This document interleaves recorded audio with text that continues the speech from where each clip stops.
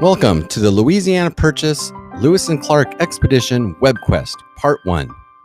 In this episode, we will learn about Thomas Jefferson, who, as you know, is the author of the Declaration of Independence, lived in beautiful Virginia at Monticello, and became the third president of the United States. Watch this brief video to learn more about Thomas Jefferson.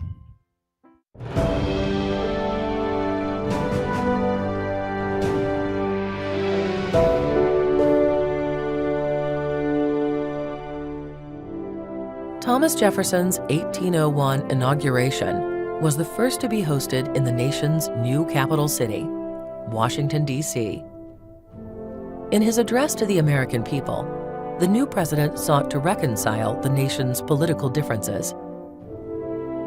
Let us then unite with one heart and one mind. We have all called by different names brethren of the same principle. We are all Republicans. We are all Federalists. True to his belief in limited government, President Jefferson worked to reduce taxes and cut the national debt. He slashed military spending, and he pressured Congress to repeal the controversial Alien and Sedition Acts, which had been passed under President Adams.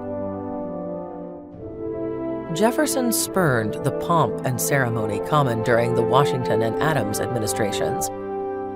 Instead, he insisted on the conservative Republican values that seemed well-suited to the capital's rustic setting. In foreign relations, Jefferson pledged peace, commerce, and honest friendship with all nations, entangling alliances with none.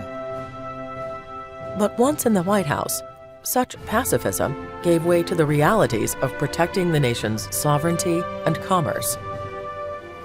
Just months after his inauguration, President Jefferson was forced to send naval ships to North Africa, where pirates were blackmailing and plundering American merchant vessels.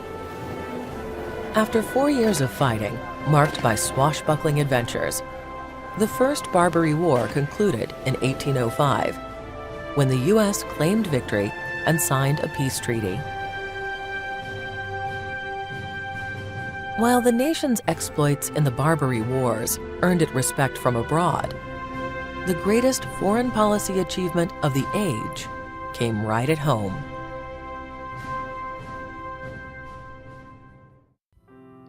Now that you have a little background knowledge into who Thomas Jefferson was in the years leading up to his presidency, you should go on to the Check for Understanding.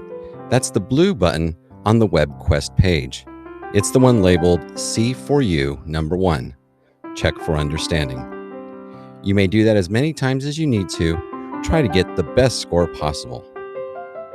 Once completed, move on to the formative, where you'll write a small summary of Thomas Jefferson and something you learned from this step of the Webquest. Once you complete this step 1, you'll move on to step number 2. Good luck, everyone.